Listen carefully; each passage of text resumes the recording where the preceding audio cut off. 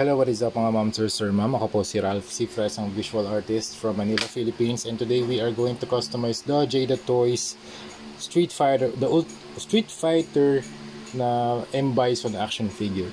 So hinanda ko na siya, gumamit tayo ng alligator clips and blue tack para pag nag-spray tayo, hindi may spray yung kamay natin.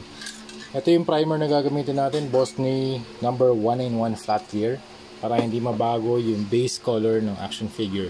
Ang gagawin natin dito, comic book paint style, so we are going to add some shadows, highlights, and line art. Okay? Pati itong mga flame effects, nilagay ko na rin sa alligator clip na mayroong blue tack. Okay? So sprayan ko na. Ang gagawin natin technique dito, dalawang thin coats. Okay? So yun muna, balikan ko kayo kapag tapos ko na siyang sprayan. Okay, done na tayo mag-apply ng flat clear. Now matte na siya and pwede na tayo mag-apply ng mga paints. So gagawa muna tayo ng shadows. Ito yung pag-mix nating dalawang paint, PH 179 black and brick red. Okay, apply natin yung shadows dun sa mga areas na malalalim. Okay, ang guide lang natin dito yung pinaka mismong sculpt nya. Okay, so flicking motion lang din yung ginagawa ko. Press and flick, press and flick, press and flick. Since mayroong texture yung kanyang suit or yung uniform, medyo mas maraming water yung in-apply ko sa mixture para mag-sip in siya dun sa mga texture.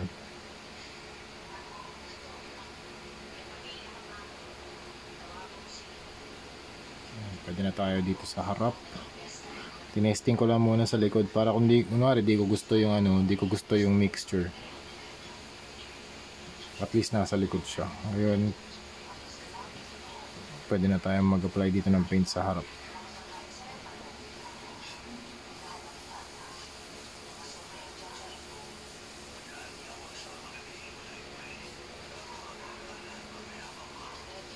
Okay.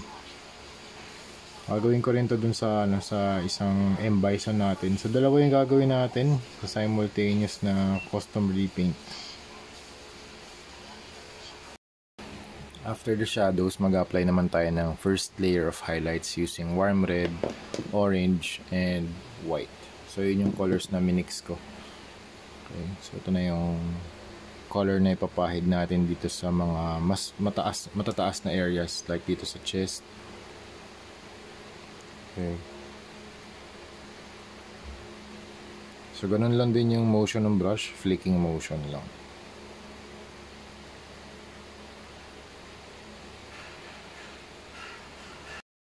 So after nung first level of highlights, we are going to add a lighter shade. So ito yung highlights layer 2 natin. So nagmix lang ako ng white dun sa previous color natin to make this color. Okay. So ganun lang din yung motion ng brush, flicking motion lang din. Okay. After ng second layer of highlights, we can do the line art using a finer brush, tapos lagyan lang natin ng lines yung mga deepest parts ng surfaces. So in this case, yung mga folds ng kanyang suit or uniform, lalagyan natin ng mga lines. So you can do some comic book style na execution, like feathering lines, transition lines, cross hatching, stuff like that. So makakatulong dito if nagpa-practice kayo na illustration sa paper muna bago tayo mag-transition dito sa 3D. Kasi 3D kasi ito eh. So ang ginagawa ko lang dito, ina-apply ko lang yung 2D style kung paano mag-drawing sa paper papunta dito sa sa 3D. So yun mga ma'am, sir, ma'am, we are done with the M. Bison Street Fighter 2 na project natin. This is from Jada Toys. Super galing ng Jada Toys gumawa ng mga Street Fighter na mga action figures like this. Super cool, very poseable, and gusto ko rin silang kino-customize. It's a very nice canvas for customization purposes. Super astig din na naglagay sila ng additional cape ng accessories na kit. Ano siya, wired pa siya, so you can pose it with different directions pag gusto mo, dynamic poses. Tapos ito naman meron kang option na shoulder plates na ilagay without the cape, so that's very cool. And also meron din siyang effect part. Yung effect part na to, ginawa ko lang dito, nag-apply lang ako ng pink na paint for dry brushing, and white naman dito, lighter pink naman. So pwede mo siyang i-equip dito sa kanyang kamay, something like this.